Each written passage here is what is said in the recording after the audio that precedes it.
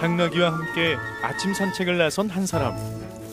하루 중 가장 좋은 사색의 시간이 바로 이때라고 하는데요. 평범해 보이는 그에겐 두 가지 직업이 있습니다.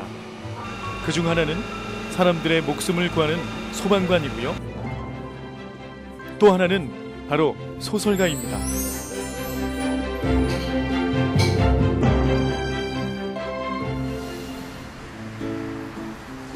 군산시 사정동에 자리한 군산소방서. 많은 대원들이 한자리에 모여 있습니다. 오전 8시가 조금 넘은 시간, 야간 근무자와 주간 근무자의 교대가 이루어지는데요. 박이선 씨는 오늘 주간 근무를 섭니다. 지난밤의 상황을 공유하고 당부의 이야기를 먼저 듣는데요. 요즘 장마철인데요. 장비 점검 철저히 하시고 개인 안전 장구 잘 착용하시고 안전에 주의하시기 바랍니다. 교대하러 나가시죠. 본격적인 근무 교대를 위해 밖으로 이동하는 소방대원들. 가장 먼저 하는 일은 개인 장비 인수인계입니다. 불시에 현장으로 달려가야 하기 때문에 장비를 꼼꼼히 챙겨야 하는데요. 그런데 소방관 한 사람당 챙겨야 할 개인 장비가 꽤나 많습니다. 위험한 현장에서 소방관들과 수많은 생명을 지켜줄 소중한 장비입니다. 이제 개인 장비는 방화복이 있고요. 그다음에 안전 헬멧, 그다음에 공기호흡기, 안전 장갑, 그다음 방수화, 인명구조 경보기, 랜턴, 무전기 이런 게 개인 장비입니다. 먼저 개인 안전 장비 점검이 있겠습니다. 개인 안전 장비 점검 실시! 사고 현장으로 출동할 때 몸에 지녀야 하는 개인 장비. 혹시 문제는 없는지 자세히 살피는데요. 근무 교대 때마다 매일 같은 과정이 반복됩니다. 어제 근무한 직원들은 자기 장비를 이제 락커에다 집어넣고 오늘 근무하는 직원들은 그 장비를 다 꺼내서 확인을 합니다. 이상이 없나 다 확인하고 그 장비들을 차에다가 적재를 해서 오늘 출동하는 데 지장이 없도록 해야죠. 장비를 갖춘다는 건 근무자가 출동할 준비가 됐다는 의미겠네요. 그 밖에 다양한 사고 현장에서 쓰일 장비들도 점검하는데요. 빗길에 출동 중에 특별히 안전 운행에 유의해서 출동하시기 바랍니다. 동료들과 함께 안전을 위한 구호까지 외치고 비로소 근무에 투입된 박이선 소방관. 점검을 마친 개인 장비를 소방차에 싣는데요. 그런데 소방관분들의 근무 형태는 어떻게 되나요? 3조 2교대입니다.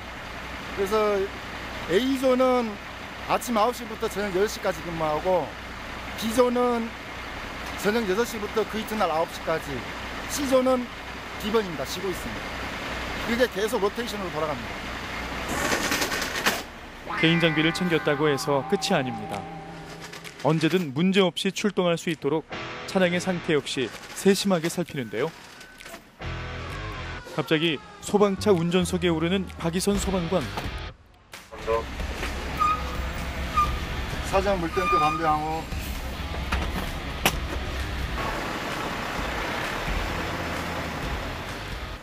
출동할 일이 생겼나 했는데 다행히 시운전을 하는 거라고 하네요. 시운전은 매일 하시는 건가요? 예, 눈비 오지 않는 한 거의 매일 합니다. 특별한 이상 없으면. 왜냐하면 차량 상태가 오늘 이상이 있는지 없는지 정상인지 한번 확인을 해야 되니까요.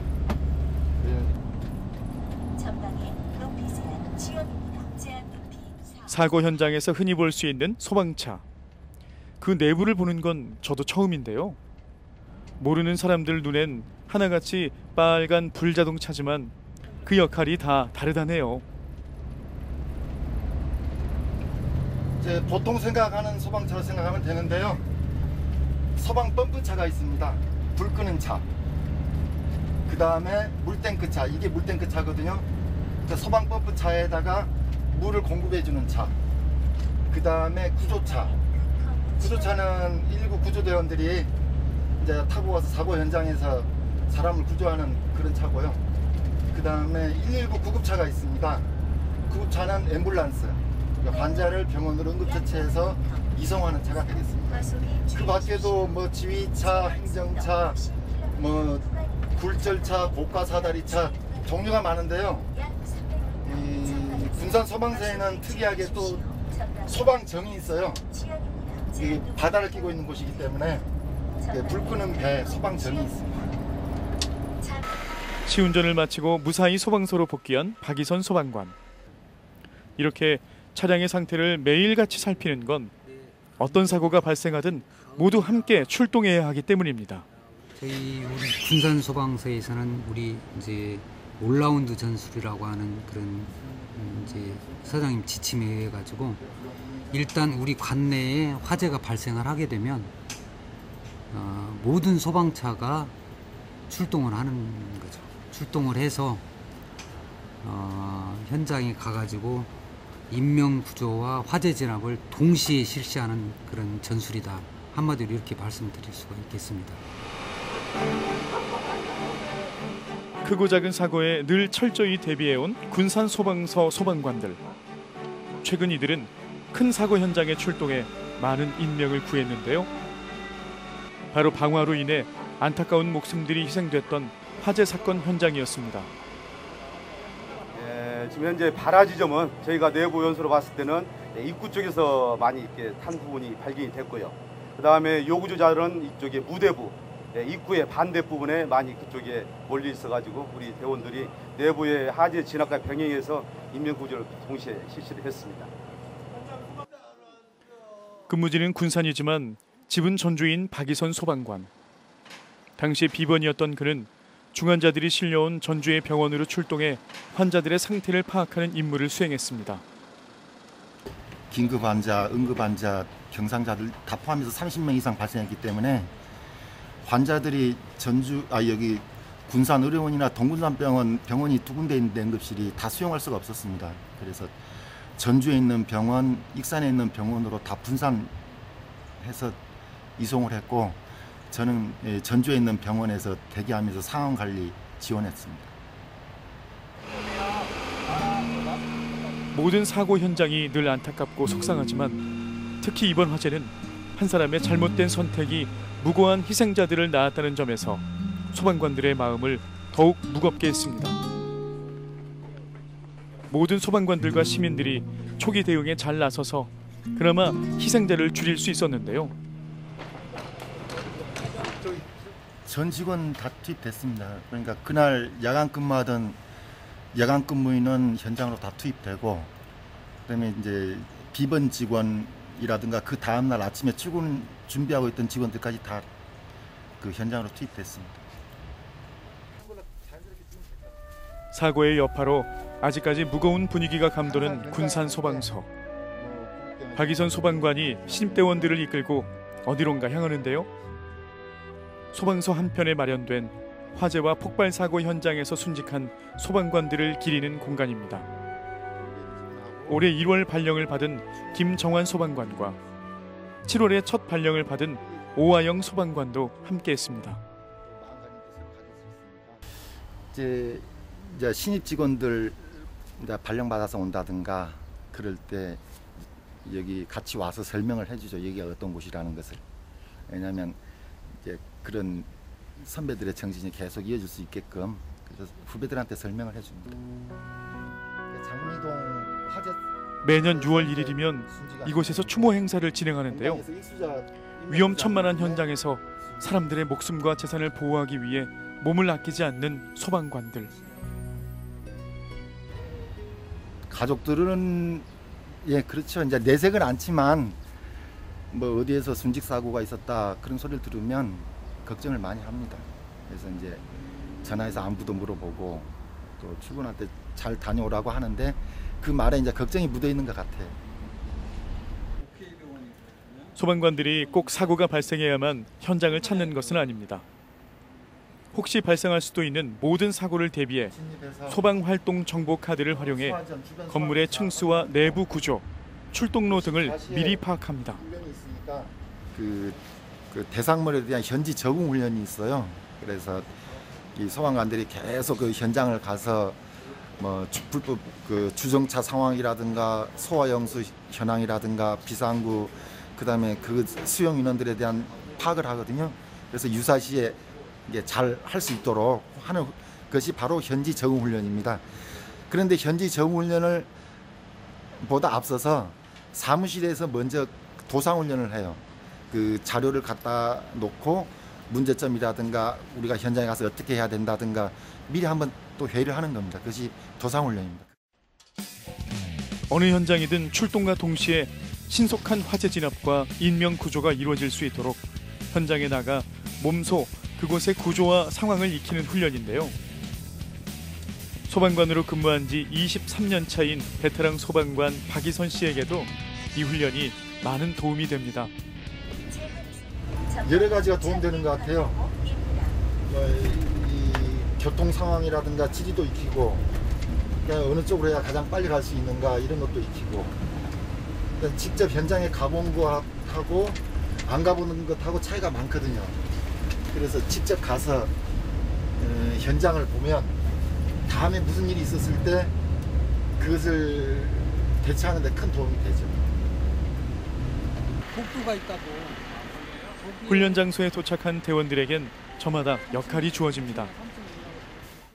물탱크 기관원은 주변에 소방용수 위치를 확인하고 구급대원 마찬가지로 그 물탱크 기관원과 같이 주변에 있는 소방용수 가장 가까운 소방용수를 어디가 있는지 위치를 알아놓을 수 있도록.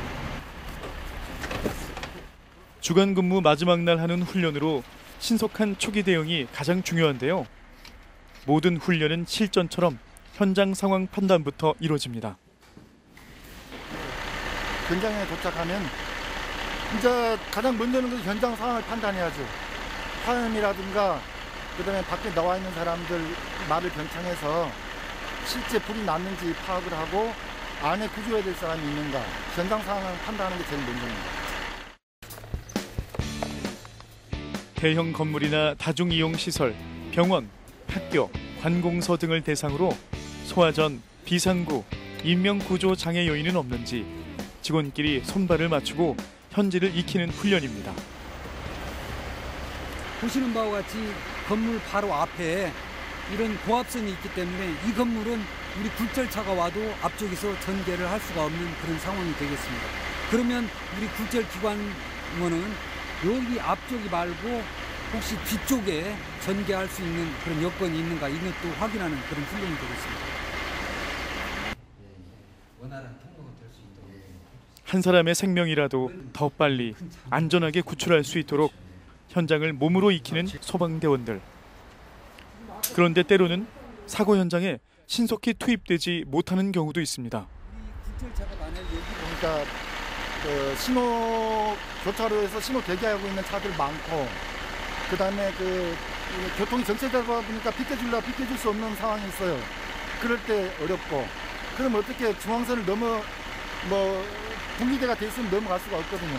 그런 경우 어렵고 그다음에 이제 유흥가나 시내로 진입하면은 차가 못 들어가는 경우가 많습니다. 그럴 때는 안타깝습니다. 실제 상황을 대비한 훈련이지만 군산 소방서 소방관들은 비장한 자세로 훈련에 임했습니다. 모든 대원들이 땀으로 목욕을 하다시피 했는데요. 소방관으로서의 사명을 다하겠다는 그들의 진심이 느껴집니다. 거창한 이유로 소방관이 된 것은 아닙니다. 흔히 생각하는 남을 도와주고 봉사하고 희생하기 위해서 소방관이라는 직업을 처음에 택한 건 아니었고 어떻게 하다 보니까 이제 소방관이 됐어요. 그런데 소방관이 되고 나니까 그 소방관이란 직업이 사람을 좀 변화시키는 것 같습니다. 소방관이 되기 전에는 그냥 소방관을 그냥 밥벌이 수단쯤으로 생각을 했는데 소방관이 되고 남들이 나를 소방관으로 불러주고 바라보니까 그때부터는 제가 소방관으로서 행동을 해야겠다는 것이 저절로 느껴집니다. 아마 다른 직원들도 다 마찬가지일 겁니다.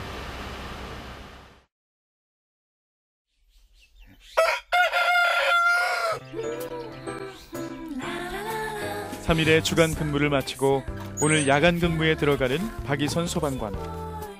오전 내내 편히 쉴 법도 한데 아침 일찍부터 그는 분주한 모습입니다.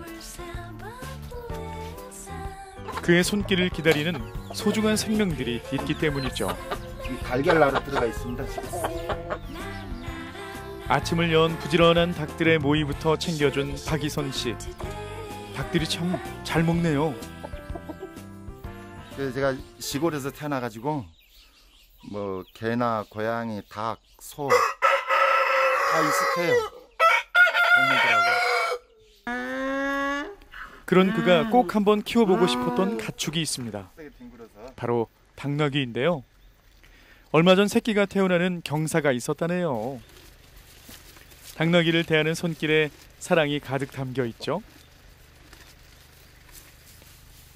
소방관들은 집에 있는 순간에도 마냥 긴장을 늦추고 있을 수만은 없는데요. 당나귀와 함께하는 시간만큼은 그저 행복합니다. 아, 당나귀 제가 무척 좋아해요. 그 소도 좋아하지만 당나귀 무척 좋아합니다. 왜요? 모르겠어요. 왠지 뭐 예를 들어 텔레비전 그 차마고도 같은데 보면 당나귀가 소금 가만히 싣고 히말라야 산맥 넘는 거 있잖아요. 그런 것서 그런지 당나귀가 좋더라고요. 그래서 당나귀를 한번 꼭 키워보고 싶었습니다. 당나귀를 키우면 꼭 해보고 싶었던 일, 바로 당나귀와의 산책인데요. 이제 빼놓을 수 없는 소중한 일과가 됐습니다. 이 시간만큼은 당나귀도 박이선 씨도 조급함 하나 없이 여유를 즐기는데요. 친구처럼 속도를 맞춰 나란히 걸어가는 모습이 참 보기 좋네요. 처음에는 이제 훈련시키려고 같이 다녔거든요. 처음에 이제 훈련이 안 된 당나귀여서 같이 걷고 이러면서 이제 사람하고 교감도 하고 훈련을 시키려고 그랬는데 이제 그게 버릇이 돼가지고 날마다 이렇게 운동을 시켜주면 좋아합니다. 또 그 동안에 저도 풀 먹이면서 이것저것 생각도 하고요. 그런 면에서 좋은 것 같습니다.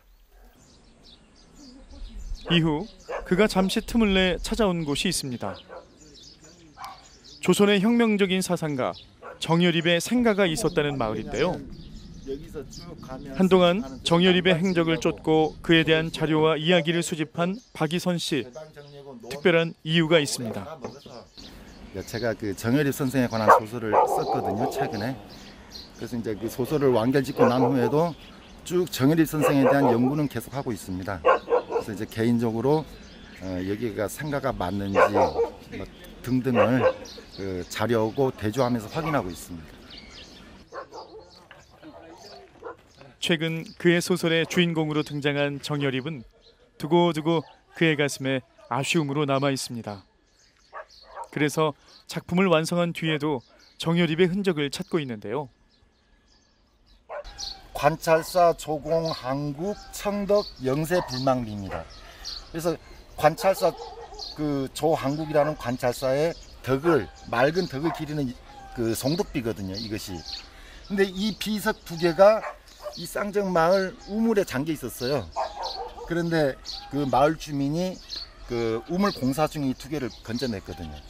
그런데 이와 같은 영세 불망비 송덕비가 실리 터널에 가면 거기도 한 10여 개 있습니다. 거기. 그래서 여기가 그 정여립 생가터가 아닐 수도 있다는 말씀이십니다. 제 생각에는 제가 자료를 쭉 검토해 본 결과 여기를 정여립 선생의 생가터라고 단정 짓는 것은 시기상조고 좀 신중하지 못한 생각입니다. 저는 제 개인적으로는 여기가 아니라고 생각합니다. 소방관일 때와는 또 다른 책임감과 열정으로 자료 조사에 임하는 박이선 씨. 이미 책이 출판됐지만 의구심 때문에 다시 길 위에 섰습니다. 여기를 정여립 선생의 생가터라고 주장하는 이유는 두 가지입니다. 첫째는 고 문헌에 정여립 선생이 전주 남문 밖에서 태어났다고 돼 있는 것 한 가지하고, 두 번째는 파소라는 지명 때문입니다. 파소는 옛날 역적의 집은 허물어뜨리고 불살라서 그거를 연못으로 파기까지 했거든요. 그래서 파가지고 쏘를 만들었다. 그래서 여기가 파소다. 그것 때문에 여기 정혜립 선생의 생가터를 상관명 월암리 여기로 보고 있는 겁니다. 하지만 여기가 정혜립 선생의 생가터가 아닐 가능성이 많다는 그러한 그 자료나 증거는 2가지 이상으로 많습니다. 더.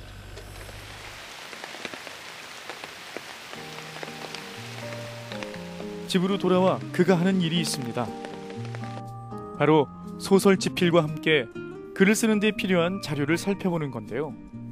지금 그는 소방관 박이선이 아닌 소설가 박이선입니다.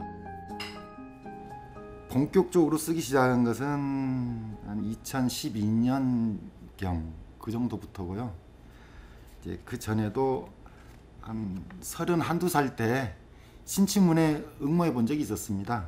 그런데 그때 이제 낙방하고 그래서 먹고 사느라 이제 글 쓰는 걸 잊어먹고 있다가 다시 이제 또 시간이 지나서 또 펜을 잡게 됐습니다. 2012년 신인문학상을 수상하고 2015년엔 신춘문예에 당선된 소설가 박이선 씨. 소방관이든 소설가이든 한 가지 역할만 하기에도 버거울 텐데 그는 2가지 일을 병행하면서 그 어느 것 하나에도 소홀해지지 않으려 노력했습니다. 출간 작품은 장편 소설로 4편 정도 되고요. 그래도 미출간 작품이 있고 단편은 또 여러 편 썼습니다. 지금은 또 다른 작품을 쓰기 위한 자료 조사가 한창인데요. 정여립에 이어 광개토 대왕비와 관련된 새로운 작품을 준비 중에 있습니다. 이제 이번에 그 정여립에 대한 소설을 완결짓고 광개토 대왕비에 대해서 그 소설을 쓰려고 했거든요. 그런데 그 광개토 대왕비 문을 보다 보니까 그 일본 측 해석하고 우리나라 해석하고 중국 해석이 서로 달라요. 그리고 또 명쾌하게 된 것이 없고, 그래서 답답한 마음에 그 비문을 직접 해석해 보자는 마음으로 그 광개토 대왕비를 해석하고 있습니다. 과거의 인물이나 역사적 사건을 가지고 글을 쓴다는 게 열정만으로는 힘든 일인데요. 예, 역사에 관심이 많습니다.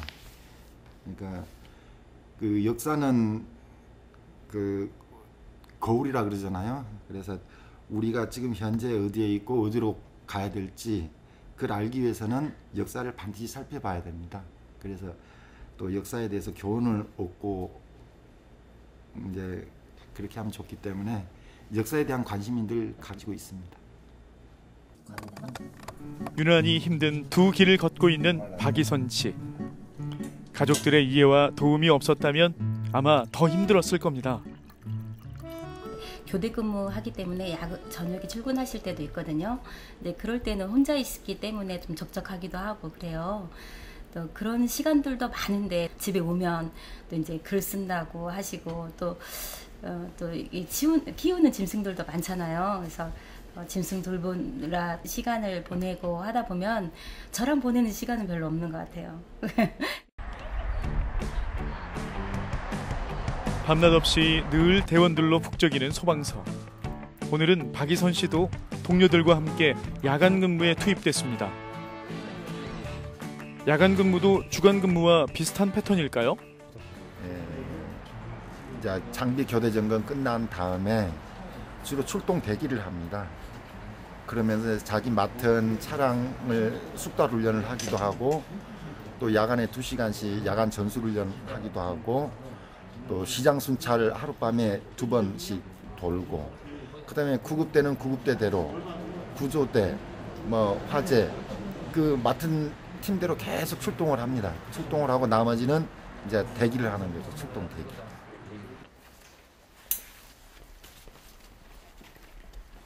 직업 군인에 이어 그의 인생에서 2번째로 선택한 직업 소방관. 이 일 어떠세요? 꼭 한번 해볼 만한 직업이다 그렇게 생각합니다. 물론 현장에서 땀 흘리고 주로 현장에서 하기 때문에 좀 육체적으로 힘드는 경우도 있지만 또 남자로서 또 이만한 직업은 없다 그렇게 생각을 하고요. 그래서 꼭 한번 해볼 만한 직업이다 그런 생각이 듭니다. 사명감과 의무로 또한 열정과 의지로 맡은 일에 최선을 다하는 박이선 소방관. 소방관인 동시에 또한 작가로 사람들의 마음을 다독여줄 그를 응원합니다.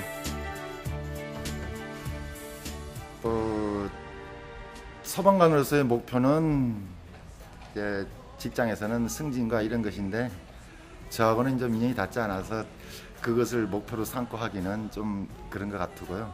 다만 이 소방관으로서 현직에서 열심히 하면 그게 저한테 보람이 되니까 그건 전 목표로 삼고 있습니다. 그다음에 이제 작가로서의 목표는 이제 앞으로 이제 좋은 책, 이제 잔잔한 여운과 그런 생각을 줄 수 있는 그런 책을 써서 독자들한테 선보이는 것이 제 작은 목표입니다.